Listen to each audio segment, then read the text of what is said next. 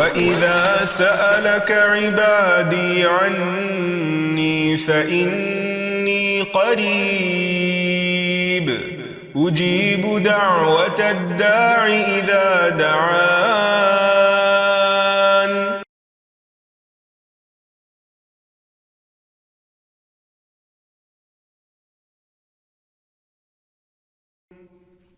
نحمده ونصلي على رسوله الكريم اما بعد فاعوذ باللہ من الشیطان الرجیم بسم اللہ الرحمن الرحیم رب اشرح لي صدری ویسر لي امری واحلل عقدۃ من لسانی یفقہوا قولی۔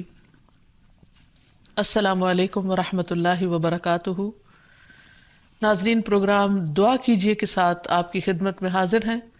آج ہم انشاءاللہ دل کی سلامتی کے لیے دعائیں آپ کے ساتھ شیئر کریں گے، کیونکہ دل ہی تو سب کچھ ہے۔ اگر دل درست ہوا تو سب کچھ درست ہو جائے گا، اور اگر دل بگڑ گیا تو ہر چیز بگڑ جائے گی۔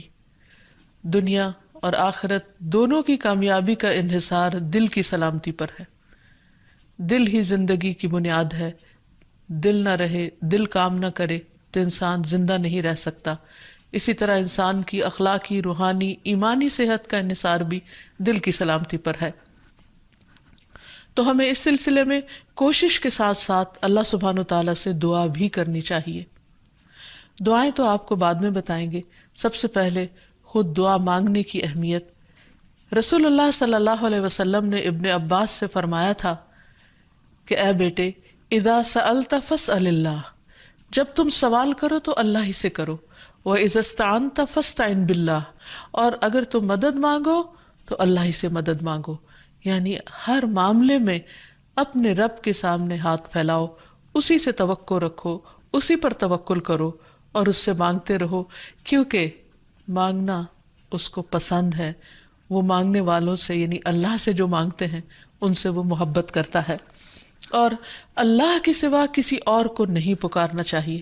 اس سلسلے میں قرآن مجید میں آتا ہے ان الذین تدعون من دون اللہ عباد امثالکم فادعوہم فلیستجیبوا لکم ان کنتم صادقین۔ جن لوگوں کو تم اللہ کے سوا پکارتے ہو وہ تو تمہاری ہی طرح کے بندے ہیں، یعنی ان سے مانگتے ہو، انسانوں سے مانگتے ہو۔ اگر تم اپنے دعوے میں سچے ہو تو ضروری ہے کہ جب تم انہیں پکارو تو وہ تمہیں اس کا جواب دیں۔ خصوصاً مرے ہوئے لوگوں کو اگر پکارا جائے تو وہ ہماری پکار کہاں سے سن سکتے ہیں؟ سویا ہوا انسان ہماری پکار نہیں سنتا تو فوت شدہ کیسے سن سکتا ہے؟ اسی لیے قرآن مجید میں اللہ کے سوا کسی اور سے مانگنے سے، دعا کرنے سے منع کر دیا گیا۔ فرمایا فَلَا تَدْعُ مَعَ اللَّهِ إِلَٰهًا آخر فَتَكُونَ مِنَ الْمُعَذَّبِينَ، بس اللہ کے ساتھ کسی اور کو الہ نہ پکاریے۔ یعنی الہ وہ ہوتا ہے جس کے پاس انسان اپنی حاجات لے کر جاتا ہے، جس سے دعا کرتا ہے، جس کے آگے سجدہ کرتا ہے، جس کے نام پر قربانی کرتا ہے، جس کو خوش کرنے کے لیے سارے کام کرتا ہے، بھاگ دوڑ کرتا ہے۔ تو اللہ کے ساتھ کسی اور کو الہ نہ پکاریے، ورنہ آپ بھی سزا پانے والوں میں سے ہو جائیں گے۔ یعنی اللہ سبحانہ وتعالیٰ کسی صورت میں بھی شرک کو پسند نہیں فرماتے۔ اور پھر یہ بھی یاد رکھیے کہ دعا کرنے سے پہلے اللہ سبحانہ وتعالیٰ کی حمد و ثنا ضروری ہے۔ لا الہ الا اللہ وحدہ لا شریک لہ، لہ الملک ولہ الحمد وہو علی کل شیء قدیر۔ اس کلمے کو پڑھیے یا کوئی اور حمد و ثنا کے الفاظ جو بھی آپ کی چوائس کے ہوں، کیونکہ حمد و ثنا تو اصل میں اللہ کی محبت کے ساتھ ہی آتی ہے۔ جتنی محبت زیادہ ہوگی اتنی خوشی کے ساتھ آپ اللہ کی تعریف کریں گے۔ پھر اسی طرح درود شریف پڑھنا نہیں بھولیے۔ درود شریف پڑھنے سے 10 رحمتیں آتی ہیں، دعائیں قبول ہوتی ہیں۔ اور پھر یہ کہ دین اور دنیا کی ہر بھلائی اللہ تعالیٰ ہی سے مانگیے، اور خصوصاً ہمارے آج کا جو موضوع ہے یعنی قلب سلیم، سلامت دل، اس کی دعا اللہ سبحانہ وتعالیٰ سے مانگیے کہ اے اللہ تو مجھے قلب سلیم، سلامت دل عطا فرما، کیونکہ قیامت کے دن انسان کو نہ مال کام آئے گا نہ بیٹے کام آئیں گے مگر جو اللہ کے پاس سلامت دل لے کر آیا۔ اللہ تعالیٰ فرماتے ہیں يوم لا ينفع مال ولا بنون إلا من أتى الله بقلب سليم۔ جس دن مال اور بیٹے کام نہیں آئیں گے مگر وہ جو اللہ کے پاس سلامت دل لے کر آیا، کیونکہ اگر دل درست ہو تو تمام جسم درست، تمام کام درست، اور اگر دل بگڑ جائے تو ہر چیز بگڑ جاتی ہے۔ رسول اللہ صلی اللہ علیہ وسلم نے فرمایا، بے شک جسم میں گوشت کا ایک ٹکڑا ہے، اگر اس کی اصلاح ہو گئی تو تمام جسم کی اصلاح ہو گئی، اور اگر وہ خراب ہو جاتا ہے تو سارا جسم خراب ہو جاتا ہے، سنو وہ دل ہے۔ اور پھر آپ نے دل ہی کی طرف اشارہ کرتے ہوئے فرمایا کہ التقویٰ ہا ہونا، تقویٰ یہاں پر ہوتا ہے، یعنی اللہ کا ڈر جو تمام معاملات کو درست کرتا ہے۔ دل کے سلسلے میں یہ بات بھی یاد رہے کہ دل کی حالت ہمیشہ بدلتی رہتی ہے۔ اگر آپ ایک دفعہ اپنے دل کو صحیح رستے پر لے بھی آئیں تو کوئی گارنٹی نہیں کہ وہ ہمیشہ صحیح رہے گا، کیونکہ اس کے پلٹنے میں کچھ دیر نہیں لگتی۔ اس بات کو حدیث میں بہت اچھی طرح بیان کیا گیا ہے۔ رسول اللہ صلی اللہ علیہ وسلم نے فرمایا، بے شک قلب کو قلب اس لیے کہتے ہیں کہ وہ پلٹتا رہتا ہے، اور دل کی مثال تو اس پر کی سی ہے جو کسی درخت کے تنے کے ساتھ لٹکا ہوا ہو اور ہوا اسے الٹ پلٹ کرتی رہتی ہو، کبھی سیدھا کبھی الٹا۔ اس لیے سلامت دل رکھنا ایک بہت ہی مشکل کام ہے، کیونکہ انسان کبھی اس میں شکوک و شبہات آ جاتے ہیں، کبھی خواہشات اور شہوات آ جاتی ہیں، کبھی انسان کا ایمان بڑھنے لگتا ہے، کبھی گھٹنے لگتا ہے، تو دل کی حالتیں تبدیل ہوتی رہتی ہیں۔ دعا یہ کرنی چاہیے کہ ہماری موت اس حالت میں آئے کہ ہمارا دل اللہ کے رب ہونے پر راضی ہو، محمد صلی اللہ علیہ وسلم کے نبی ہونے پر اور اسلام کے دین ہونے پر، اور ہم اللہ تعالیٰ کے بارے میں اچھا گمان لیے ہوئے اس دنیا سے رخصت ہوں۔ دل کی تبدیلی کے بارے میں ایک اور حدیث میں بھی آتا ہے، نبی صلی اللہ علیہ وسلم نے فرمایا، ابن آدم کا دل اس ہنڈیا سے بھی زیادہ تیزی کے ساتھ بدلتا ہے جو خوب کھول رہی ہو۔ یعنی دل کی حالت اتنی تیزی سے اگر تبدیل ہوتی ہے اور اس میں کچھ دیر نہیں لگتی تو کس قدر ڈرنے کی بات ہے۔ سلامت دل کی دعائیں کرنے سے پہلے ہمیں چند ان باتوں کا بھی تذکرہ کر لینا چاہیے کہ جو انسان کے دل کی بیماریوں کا سبب بنتے ہیں۔ جسمانی بیماریوں کے تو بہت سے اسباب ہو سکتے ہیں، لیکن عموماً ہم روحانی بیماریاں، اخلاقی بیماریاں یا دل کے تزکیے سے متعلق جو بیماریاں ہیں ان کا ذکر نہیں کرتے۔ تو آئیے دیکھتے ہیں کہ وہ کون سی چیزیں ہیں جو دل کو بیمار کرتی ہیں۔ اس میں ایمان کے بعد کفر، ناشکری، یہ دل کی بیماری کا سبب بنتی ہے۔ پھر اسی طرح اللہ سبحانہ تعالیٰ سے زیادہ اوروں کا خوف، یعنی اللہ تعالیٰ اس بات کا حقدار ہے کہ سب سے زیادہ ہم اس سے ڈریں۔ ہم عموماً اپنے ظاہر کے بارے میں کیوں اتنے کانشیس ہوتے ہیں؟ کیونکہ لوگ دیکھتے ہیں، اور دل کے بارے میں غافل ہوتے ہیں، حالانکہ اللہ سبحانہ تعالیٰ اس کو دیکھتے ہیں۔ پھر اللہ تعالیٰ کے ذکر سے روگردانی دل کو بیمار کر دیتی ہے۔ نبی صلی اللہ علیہ وسلم نے فرمایا، اس شخص کی مثال جو اپنے رب کو یاد کرتا ہے اور جو اپنے رب کو یاد نہیں کرتا، زندہ اور مردہ جیسی ہے، یعنی اتنا بڑا فرق ہے۔ پھر اسی طرح مشکلات میں اللہ تعالیٰ کی طرف رجوع نہ کرنا، یہ دل کو بیمار کر دیتا ہے۔ نمازیں چھوڑنا، خصوصاً جمعہ چھوڑ دینا، فرائض سے پیچھے رہنا۔ نبی صلی اللہ علیہ وسلم منبر کی سیڑھیوں پر چڑھتے ہوئے فرما رہے تھے، لوگ جمعہ کی نماز چھوڑنے سے باز آ جائیں، ورنہ اللہ ان کے دلوں پر مہر لگا دے گا، پھر وہ غافلوں میں سے ہو جائیں گے۔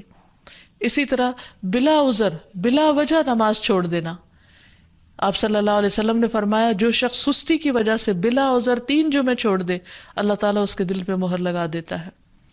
پھر اسی طرح قرآن میں غور و فکر نہ کرنا، یہ دلوں کو بیمار کر دیتا ہے۔ علم سے دوری، سیکھا ہوا علم بھلا دینا۔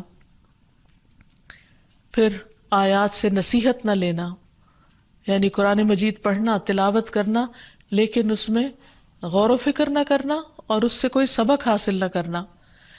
پھر سیکھ کر سمجھ کر اپنی مرضی کرنا اور غلط رستوں پر چلنا۔ پھر غلط کاموں کے بھی ایسے برے نتائج ہوتے ہیں جن کی وجہ سے دل سخت ہو جاتے ہیں، جیسے گناہ کرنا دلوں پر غلبہ پانے والا ہے، یعنی گناہ کے اثرات ہوتے ہیں، گناہ دلوں کو زنگ آلود کر دیتے ہیں، گناہ سے دلوں کی روشنی ختم ہو جاتی ہے۔ رسول اللہ صلی اللہ علیہ وسلم نے فرمایا، جب کسی مسلمان سے کوئی گناہ سرزد ہوتا ہے تو اس کے دل پر ایک سیاہ دھبا پڑ جاتا ہے، اگر وہ توبہ کرے اور باز آ جائے اور استغفار کر لے تو اس کا دل پھر سے صاف اور روشن ہو جاتا ہے، ورنہ جتنے گناہ بڑھتے جاتے ہیں اتنے ہی سیاہ دھبے بڑھتے جاتے ہیں، حتیٰ کہ اس کے دل پر وہ ضم چھا جاتا ہے جس کا ذکر اللہ عز و جل نے قرآن میں کیا ہے، کلا بل ران علی قلوبہم ما کانوا یکسبون، ہرگز یہ بات نہیں بلکہ ان لوگوں کے دلوں پر ان کے برے اعمال کا زنگ لگ گیا ہے۔ پھر اسی طرح غلط تمنائیں یعنی حرام چیزوں کی خواہش کرنا، یہ دلوں کو بیمار کرنے کا سبب ہوتا ہے۔ دنیا کی حد سے زیادہ محبت اور موت سے نفرت اور آخرت سے غفلت اور صرف دنیا کی فکر کرتے رہنا، دنیا ہی کے غم پالتے رہنا، یہ دلوں کو بیمار کر دیتا ہے۔ یعنی انسان جب اللہ تعالیٰ کے حقوق میں کمی کرتا ہے، بندوں کے حق میں کمی کرتا ہے، بد اخلاقی کرتا ہے، تو پھر دلوں کے اوپر میل چڑھنے لگتی ہے، دل سیاہ ہونے لگتے ہیں اور دل بیمار ہونے لگتے ہیں اور قلب سلیم سے بہت دور ہو جاتے ہیں۔ پھر اسی طرح محض اپنی خواہشات کی پیروی کرنا، نبی صلی اللہ علیہ وسلم نے فرمایا مجھے تمہارے متعلق ان گمراہ کن خواہشات سے سب سے زیادہ اندیشہ ہے جن کا تعلق تمہارے پیٹ اور تمہاری شرمگاہ سے ہوتا ہے، اور اپنی مرضی پر چلنے کی گمراہی کا بھی اندیشہ ہے۔ پھر اسی طرح کثرت کلام اور کثرت طعام، بہت کھانا، بہت باتیں کرنا، یہ بھی دلوں کو سخت کر دیتی ہیں چیزیں۔ پھر ضرورت سے زیادہ سونا، یہ بھی دل کی سختی کا باعث ہوتا ہے۔ تو یہ چند ایک چیزیں ہیں جو دلوں کو بیمار کرنے کا سبب ہے۔ حقیقت یہ ہے کہ ہر وہ چیز جو اللہ کو ناراض کرنے والی ہے، خواہ اس کا تعلق سوچ سے ہو یا گفتگو سے ہو یا عمل اور رویے سے ہو، یہ تمام تر چیزیں انسان کے دل کی خرابی کا باعث بنتی ہیں۔ پھر اللہ کا ذکر کثرت سے کرنا، فرمایا وَاذْكُرُوا اللَّهَ كَثِيرًا لَعَلَّكُمْ تُفْلِحُونَ، اور اللہ کو بہت زیادہ یاد کرو تاکہ تم فلاح پاؤ۔ پھر اسی طرح زبان کی اصلاح کرنا، انس بن مالک سے روایت ہے رسول اللہ صلی اللہ علیہ وسلم نے فرمایا کسی آدمی کا ایمان درست نہیں ہوتا یہاں تک کہ اس کا دل درست ہو، اور اس کا دل درست نہیں ہوتا یہاں تک کہ اس کی زبان درست ہو جائے۔ یعنی دل کی اصلاح کا تعلق زبان کی اصلاح کے ساتھ ہے۔ اگر ایک شخص زبان سے اچھے الفاظ نکالے گا تو اس کا دل یقیناً اچھا ہو جائے گا۔ پھر اسی طرح شک والی چیزوں کو چھوڑنا، کیونکہ شک انسان کو بے چین کر دیتا ہے، دلوں کے اندر اضطراب پیدا کر دیتا ہے۔ پھر اسی طرح نیکی اور برائی کی پہچان حاصل کرنا، کیونکہ اگر انسان کا دل نیکی کے کاموں کو نیک سمجھے اور اس پر گواہی دے اور برائی کو برائی سمجھے تو اس سے انسان کا دل سیدھے رستے پہ چل پڑتا ہے۔ پھر کثرت سے موت کو یاد کرنا، کیونکہ موت کی یاد دلوں کی تزکیہ اور پیوریفیکیشن کا ذریعہ بنتی ہے۔ پھر اخلاقی برائیوں سے پرہیز کرنا، پھر یتیم اور مسکین کا خیال رکھنا۔ ایک شخص نے نبی صلی اللہ علیہ وسلم سے دل کی سختی کی شکایت کی تو آپ صلی اللہ علیہ وسلم نے فرمایا کہ یتیم کے سر پر ہاتھ پھیرو، کیونکہ یہ دل کو نرم کرتا ہے۔ پھر اسی طرح بعض علماء نے کہا کہ دل کی اصلاح 5 چیزوں کے ساتھ ہوتی ہے۔ نمبر 1 غور و فکر کرتے ہوئے قرآن مجید کی تلاوت کرنا۔ نمبر 2 پیٹ کو خالی رکھنا یعنی روزہ وغیرہ رکھنا۔ نمبر 3 رات کا قیام، سحری کے وقت اللہ کے آگے گڑ گڑانا، کیونکہ رات کے اس حصے میں دعائیں بہت قبول ہوتی ہیں۔ نمبر 4 نیک لوگوں کی مجلسوں کو اختیار کرنا، اچھی صحبت۔ اور نمبر 5 حلال کھانا۔ پھر اسی طرح گناہ کے بعد فوراً توبہ کر لینا، کیونکہ جب انسان گناہ کرتا ہے تو دل پر سیاہ دھبا پڑ جاتا ہے، اور اگر انسان توبہ کر لیتا ہے تو وہ دل پھر سے صاف اور روشن ہو جاتا ہے۔ اور اب آتی ہے باری دعاؤں کی کہ انسان اللہ سبحانہ وتعالیٰ سے قلب سلیم مانگتا رہے اور دل کی اصلاح کی دعا کرتا رہے۔ اس سلسلے میں سب سے بہترین نسخہ کثرت سے استغفار کرنا ہے، کیونکہ انسان جب بخشش مانگتا ہے اللہ تعالیٰ سے، گناہوں کی معافی مانگتا ہے تو دل روشن ہونے لگتا ہے، دل چمکنے لگتا ہے، کیونکہ دلوں کا میل کچیل پھر اترنے لگتا ہے۔ اس سلسلے میں رسول اللہ صلی اللہ علیہ وسلم نے فرمایا میرے دل پر پردہ سا آ جاتا ہے، اسی وجہ سے میں ایک دن میں 100 مرتبہ اللہ سے استغفار کرتا ہوں۔ یہ اللہ کے رسول صلی اللہ علیہ وسلم فرما رہے ہیں۔ آپ صلی اللہ علیہ وسلم استغفار کی کثرت کو دلوں کی روشنی کا ذریعہ بتا رہے ہیں۔ ابن عمر کہتے ہیں کہ ہم آپ کی مجلس میں رب اغفر لی وتب علی انک انت التواب الرحیم 100 مرتبہ شمار کرتے تھے، جس کا معنی ہے اے میرے رب مجھے بخش دے اور مجھ پر مہربان ہو جا، بے شک تو بہت زیادہ توبہ قبول کرنے والا مہربان ہے۔ پھر اسی طرح قرآنی دعا ہے کہ اللہ تعالیٰ ہمارے دلوں کو ٹیڑھا ہونے سے بچائے۔ ربنا لا تزغ قلوبنا بعد اذ ہدیتنا وہب لنا من لدنک رحمہ انک انت الوہاب۔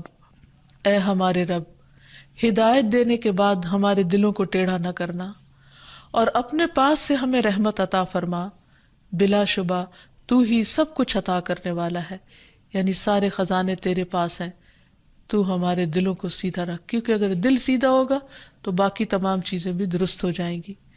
پھر اسی طرح دل میں نور پیدا ہونے کی دعا کرنا، اور وہ ہے اللہم اجعل فی قلبی نورا، اے اللہ میرے دل میں نور پیدا کر دے، میرے دل میں روشنی پیدا کر دے، کیونکہ دل کی بھی آنکھیں ہوتی ہیں، اگر دل کی روشنی ہو تو انسان کو اچھے برے کا فرق نظر آنے لگتا ہے۔ بعض اوقات انسان بہت کچھ بھی پڑھ لیتا ہے، اس کے پاس بہت علم بھی ہو سکتا ہے، لیکن ضروری نہیں کہ اس علم کے ذریعے دل کی آنکھیں کھلیں جب تک کہ اللہ تعالیٰ نہ بصیرت عطا کرے۔ یہ بصیرت اللہ تعالیٰ دیتا ہے، اس لیے اللہ تعالیٰ سے مانگنی چاہیے۔ پھر اسی طرح دل کی ہدایت کی دعا کرنا، آپ صلی اللہ علیہ وسلم نے دعا سکھائی، اللہم اہد قلبی وسدد لسانی واسلل سخیمۃ قلبی، اے اللہ میرے دل کو رہنمائی عطا فرما، میری زبان کو درستگی عطا فرما، اور میرے دل کے کینے کو دور کر دے، کیونکہ شرک، نفاق، حسد، بغض، کینہ، کدورت دلوں سے نکلیں گے تو ہی دل روشن ہوں گے۔ پھر اسی طرح یہ بھی ضروری ہے کہ انسان دین پر دل کی ثابت قدمی کی دعا کرے۔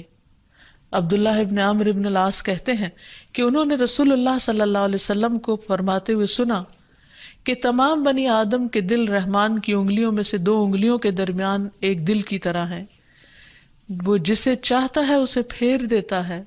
پھر رسول اللہ صلی اللہ علیہ وسلم نے فرمایا، اللہم مصرف القلوب صرف قلوبنا علی طاعتک، اے اللہ دلوں کے پھیرنے والے ہمارے دلوں کو اپنی اطاعت پر پھیر دے، یعنی تو ہی ان کے اندر اپنی اطاعت اور فرما برداری کا شوق پیدا کر دے، کیونکہ اگر دل کسی کام کے کرنے پہ راضی ہو جائے تو وہ کام کرنا بہت آسان ہو جاتا ہے۔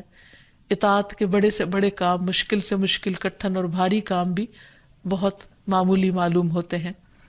پھر اسی طرح یا مقلب القلوب ثبت قلبی علی دینک، اے دلوں کو الٹ پلٹ کرنے والے میرے دل کو اپنے دین پر جما دے، کیونکہ اگر دین پر ایک دفعہ دل ٹھک گیا، اطمینان ہو گیا، تو پھر عمل کرنا کچھ بھی مشکل نہ رہے گا۔ پھر اس کے ساتھ ساتھ ایسے دل سے بھی پناہ مانگی گئی کہ جو اللہ سے نہ ڈرتا ہو، جس کے اندر خشیت نہ ہو۔ دعا ہے اللہم انی اعوذ بک من علم لا ينفع ومن قلب لا يخشع ومن نفس لا تشبع ومن دعوت لا يستجاب لها، اے اللہ میں تجھ سے ایسے علم سے پناہ مانگتا ہوں جو نفع دینے والا نہ ہو، اور ایسے دل سے جو ڈرنے والا نہ ہو، اور ایسے نفس سے جو سیر ہونے والا نہ ہو، اور ایسی دعا سے جو قبول ہونے والی نہ ہو۔ پھر اسی طرح دل کے شر سے پناہ مانگنے والی دعا، اللہم انی اعوذ بک من شر سمعی ومن شر بصری ومن شر لسانی ومن شر قلبی ومن شر منی، اے اللہ میں تیری پناہ چاہتا ہوں اپنے کان کی برائی سے، اور اپنی آنکھ کی برائی سے، اور اپنی زبان کی برائی سے، اور اپنے دل کی برائی سے، اور اپنی خواہش کی برائی سے۔